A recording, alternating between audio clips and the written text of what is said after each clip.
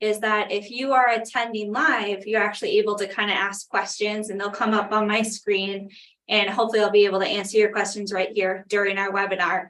If you're watching it afterwards, that's not, really a feature there. It is kind of the live Q&A. But if you have any questions, you're welcome to type them into chat. I also just kind of like to introduce what is it that I do and what does Hooper Law Office do. We practice primarily in the areas of estate planning and elder law. And then the elder law that really we do is long-term care planning. So often with the estate planning side, like today's topic, we're planning around your individual needs, your priorities, and your goals. But it's often really common that we're trying to set the parameters or guidelines, things to kind of help us to help the people that you are planning for, so your loved ones, and the support systems that they need to really make sure that they're using in a good way or to their advantage based on their own unique considerations. So with estate planning too, if you have other questions, we do kind of a lot of things within there, but that's our topic for today. If you have any questions as I go through, I'm happy to answer them in the Q&A, but as in a additional option, you will be receiving a feedback form. It just kind of talks through how today's presentation went. There will be some materials there for you too. But on that feedback form, there is an opportunity to be able to register for an initial consultation with an attorney from our office. So really what that is a 2-hour complimentary initial consultation where we could go through what are your goals or your priorities or maybe your needs for that loved one, and how can we best plan for those things. So today is really kind of that general advice, and then there's a 2-hour, again, complimentary initial consultation if you would like to more specifically talk through what are your questions there. So you can register for that initial consult directly with that feedback form or on our website. But I'd like to kind of get started with our topic today, which again is protecting your loved ones from themselves. And really, what does that mean? What might be some common concerns that someone has? Now, as a baseline, there's always kind of a thought of youthfulness. Is someone just young? Do they not have that life experience? Maybe they don't know, even working experience if they're truly young. So it's important for your estate planning document to identify at what point you would consider someone to be underage. Now, the law assumes 18, like a legal adult, but I kind of find in practice that 18 is still really young. I mean, that person may not have even really started college yet or having some of those other life experiences. So sometimes it's important to think through an age perhaps older than 18, say, 25 or even older. You could even have a situation where you feel like you want to give someone more time, and you can set it really at any age that you like. When someone is underage, that's not to say that whatever you leave them isn't used for their benefit. You're just saying that they don't have, all the full discretion to be able to spend that money however they like. What you want is to identify who's in charge of that money for them. And then they could go and ask that person if they need money for things, like if they need money for school, or if they, need money to help them buy a house, things that you would want to support. But I mean, if you are truly a young individual receiving a lot of money, sometimes the joke in estate planning is just, it's not a matter of what sports car do they decide to go out and get. It's what color sports car do they want to go out and get. 18 is just a little bit different perhaps than it was. And it is important to know that you can set that age to be whatever you like. So you have an age limitation for just youthfulness if someone is just young or could use a little bit of assistance in helping them figure out how to manage a large amount of money. You can also have overall responsibility concerns. So if someone comes into me and they say, well, I have this child and, they're in their 40s, but I'm just waiting for the day that they will be responsible. I would sometimes say then that ship has probably sailed and we need to figure out what it is we can really do to help that person. Because if someone is, old enough and just doesn't have the tools to be able to manage assets responsibly, then you want to start to think about, okay, it's not their age, it's their behavior, or it's their ability to, not manage their finances correctly. That means that they need that additional support. Again, you want to talk about who would be in charge of the money for that person, because it's not something that you want them to have direct access and control over.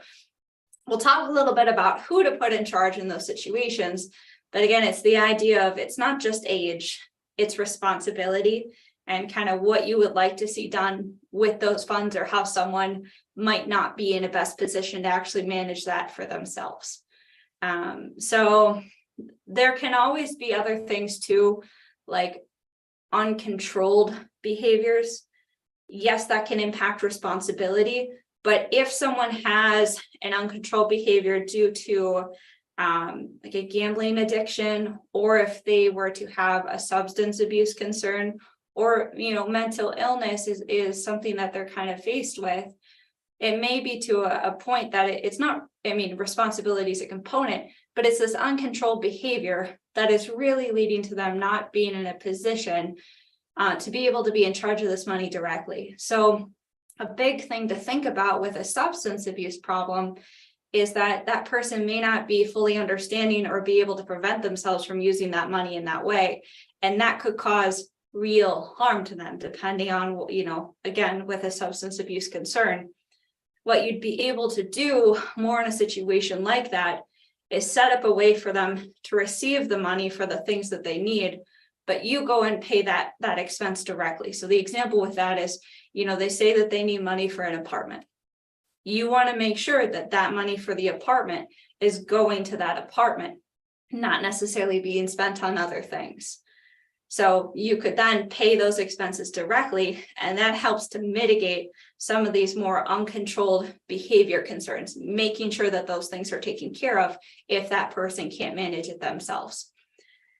There is a big part of this too, as to protecting someone from themselves, and it kind of gets a little bit more into protecting them from others. But it is a really common misconception that if someone is disabled, you can't leave them anything, that person wouldn't be able to receive any inheritance. And that's not true. What matters is how they receive it. So an individual with special needs needs to receive it in what's considered a supplemental needs or special needs trust, which just has a particular set of rules around it as kind of its use to be able to support that person above the levels of whatever their government benefits might be providing. Because what you want to do in that situation is not disrupt the benefits that that person has, because it's really the access to services and care professionals and maybe that day-to-day management that is so important for their quality of life. And you don't want to disrupt those access to services. You want to be able to support above and beyond those things. You want to be able to support the trips or other things that really give them that quality of life beyond their basic needs. So, talking about protecting someone from themselves means that we're identifying their circumstances and, who else should be in charge of those things. Now, in that role, you can have other family members. So if you have, a child with a disability and you have a sibling that has, agreed to kind of take on that caretaker role after you pass away, or you have whatever plans, that is really important to think through. And then someone has to be in charge of that money for that person. So you can use a family member. You can also potentially use professionals. So there are professional companies and, businesses that exist to take on these roles, because, in the situation of maybe less so with youth, but take responsibility concerns. You have that 40-year-old, they're not good with money. Think about the impact that would mean for the family if that 40-year-old sister was in charge of his money. How awkward would that make Christmases or Thanksgivings or other things like that? They're holding the purse strings for their sibling. Not that they themselves aren't a responsible person and wouldn't do the right thing, but that may not be the lasting relationship that you're wanting to create. So you can look at professional options as to someone else being in that role, and what would you want the money used for, and how do you want it managed, and what is it you're trying to accomplish for this person. And then really what that is a meeting between you and your estate planning attorney and this professional, because what you want with that assistance is to be able to say, what is it that I need to ask this person? Because I think sometimes when you get into industries like this, you don't know what you don't know. And you want to be able to have some confidence with, well, what are important questions to ask, and what are my priorities, and what do I need? So that's a conversation that you can kind of have with those three groups. Again, so that way we know who you're naming, who that professional is, how do they bill, how do they handle different types of assets, because not all assets are equal in that way too. So like a person who has a lot of money just sitting in cash investments might be a really easy thing for a professional trustee to take on. But someone who has a bunch of rental properties, not all professional trustees do that or would want to manage something like this. So it matters what you have and what your goals are as to who that professional is going to be the right fit. There's no easy answer. It takes a little bit of time. But it's gauging with your attorney as to who is the best fit and what would that really mean. Family members can be great because you do have a little bit of cost savings, because obviously a professional is providing a service and they get paid for that service. So it can be important to know, do they have asset thresholds before they take something on? What are their ongoing fees, different from a family member? But if the priority is retaining that harmony, it's something to consider. Just kind of, weigh those things there. What's important to know about everything that I've talked about, the planning that you can do, putting someone in charge, outlining all of these things, you do that in a will or in a trust. So your will or your trust contain, this is how I want property managed while I'm alive, and this is what I want to have happen when I pass. Really, the trust is management during your life. The will is really when you pass. So we're identifying what it is you want, who fills those roles, and those can be different needs for individual people. It doesn't have to be one across the board. But this is excellent planning contained within those documents. So unfortunately, a really common problem as well is that people are very concerned about probate. Now, we have other classes up about probate that talk about probate more, but just as an overview, people often want to avoid probate. So they do that by setting up all these beneficiary designations. They say that, my bank accounts and my investment or my retirement, they all go out to these people. The problem is that if those accounts all go out to those people, none of the planning that was in your will is actually done, because your will, it has no standing anywhere other than probate. So a will is a set of directions to the probate court as to what you want to have happen with your estate. So you can have all of this beautiful language, all of this thought and time and effort spent in outlining this, and if everything is going outside of probate, it doesn't actually do you any good, which is very frustrating. Wills can sometimes provide like a false sense of security that you think you have what you need, but if you don't realize how everything really operates, it can be unfortunate in that way too. The other part with actually making sure that these things are in place is that you may not always know that these are the problems your family is going to be facing. So someone could develop an incapacity or disability. Someone could develop an uncontrolled behavior.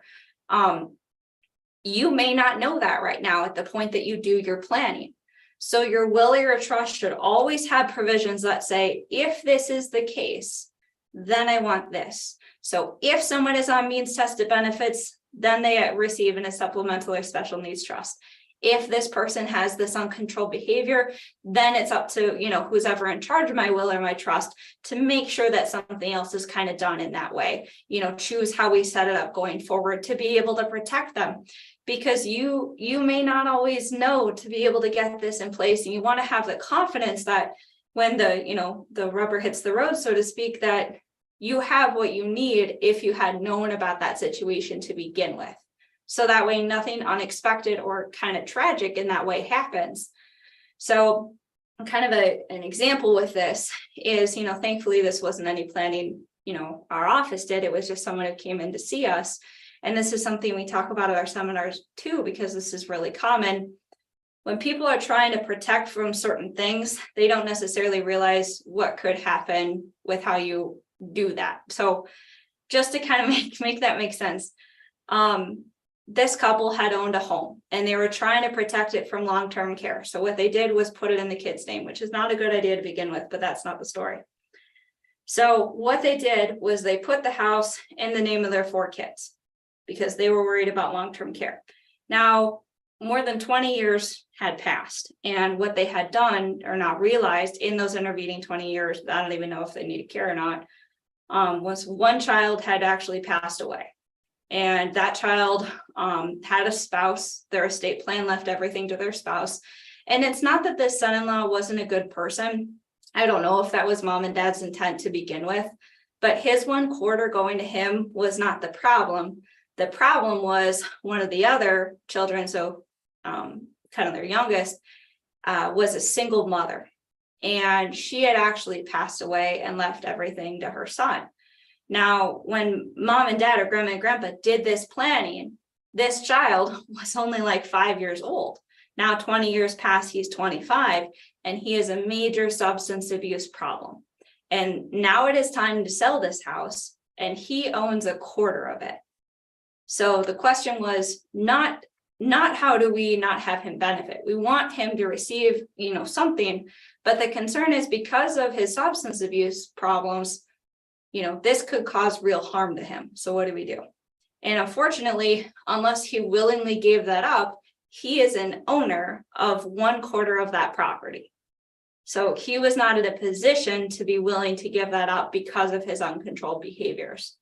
Versus if their planning had been in a will or a trust, he would have, potentially still been able to receive that money. But if that will or that trust provided for those triggering or unforeseen things, the family wouldn't have been in a position of trying to help protect him. They would have been able to do that with the authorities contained in the document, and he wouldn't have needed to give something up, which he wasn't going to do. So that's really how your will or your trust can help to provide for what you may not know now, but could be very important, situations that other people have experienced. So I don't see any questions now about protecting, loved ones from themselves. I will give it a minute, but I'd like to talk a little bit about protecting loved ones from others, because that's also a concern. It may not be, that they are, youthful or responsibility concerns or have uncontrolled behaviors. It could be that they are, might have some marriage concerns, or you're worried about a divorce, or you're worried about that son or daughter-in-law and like their impact on your planning. If you have like creditors or bankruptcy, those sorts of things. So I'm just buying time for questions. I don't see any, so I'm going to move on. All right. So protecting your loved ones from others is just like the other side of this coin. The concern might be not how responsible they are. It could be a life circumstance that happens to them, from other people. So a really, really common question that I get asked is, how does it work when my child is married? How would it work in a case of a divorce? I have some concerns. And sometimes that could be because of the uncontrolled behavior of that child's spouse, which is kind of, both sides of this.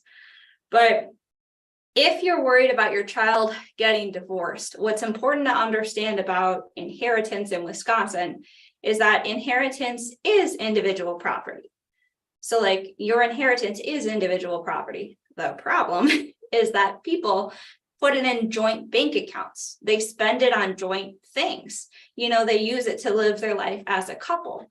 And then, potentially that makes that marital property. So it went from individual property to marital property, which is the concern. So you can actually set up, especially through a trust, ways to be able to keep property separate by leaving it, in a trust share, other protected things like that. So there are ways in a trust to be able to identify that property is meant to be for that individual child, not their spouse, not part of that. There's also concerns with creditors, or, if someone is getting sued. We do live in a fairly litigious society. So if anyone could get into a car accident and be sued, or if that child is in a high liability career. So like attorneys, doctors, police officers, they're more likely than, their average counterpart to actually be sued. So they can have insurance for some of those other things, but there are ways, again, in a trust to be able to protect them from other people, to identify it as their property. Now, kind of a really easy way to think about that is you can set up all these rules and parameters if you're doing it kind of in that trust share or trust fund, because this is your money, not theirs. So you can create these rules and protections, from creditors or predators to allow that child to be more insulated and protected. Another really common concern is bankruptcy.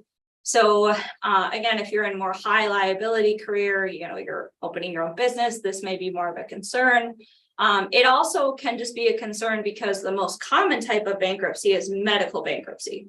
So it can have nothing to do with how responsible someone is. It sometimes just is a life circumstance. And what this money would allow them to be able to do is be confident that they have the ability to really start over or rely on this money as something separate. Again, from divorce, from creditors, from bankruptcy, some of those other common concerns. So it's important to think through how someone is receiving money if you're wanting to create ongoing protections or need someone else to be in charge of it.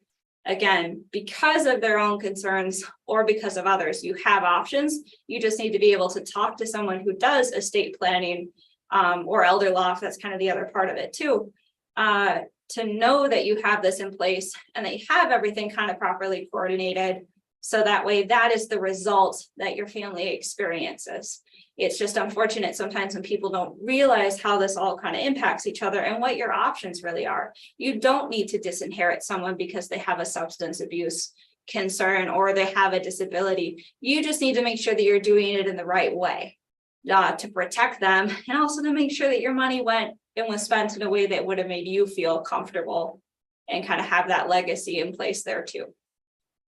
So I don't see any questions on that kind of point either, which is okay. Again, if you are attending live and have any questions, I'm happy to answer them. But otherwise, I'll talk about, what are our next kind of upcoming events, what are our next webinars and other things. So next week, we have our Wills versus Trust seminar. That's at the Neville Public Museum in Green Bay. And I believe the Green Bay Farmers Market has started that Wednesday night too. So can always kind of tag team both of those wonderful things. After that, we're going to be back with a webinar. This one's going to be all about like paying for long-term care and what you need to know about those expenses. So if you have long-term care questions, that's a great one to attend. The week after that, then we're going to be actually talk about managing bills and expenses for a sick and aging parent. So kind of related to care, but sometimes, you're not at a facility level and you just want to be able to understand taking over expenses and some of those responsibility roles. So that's kind of the week after. As always, you can go to estateplanninglive.com, see a full list of our seminars and webinars and what we have, register for any of our events. And again, if you have any questions or you want to come and meet with an attorney, we do again offer those 2-hour complimentary initial consultations where we could really talk through what are your concerns and what will we be able to help you with. And again, any fees like that are always quoted at that meeting, but there's no fee to be able to do that initial consult. So I don't see any questions come through. So enjoy the rest of your day and hopefully I see you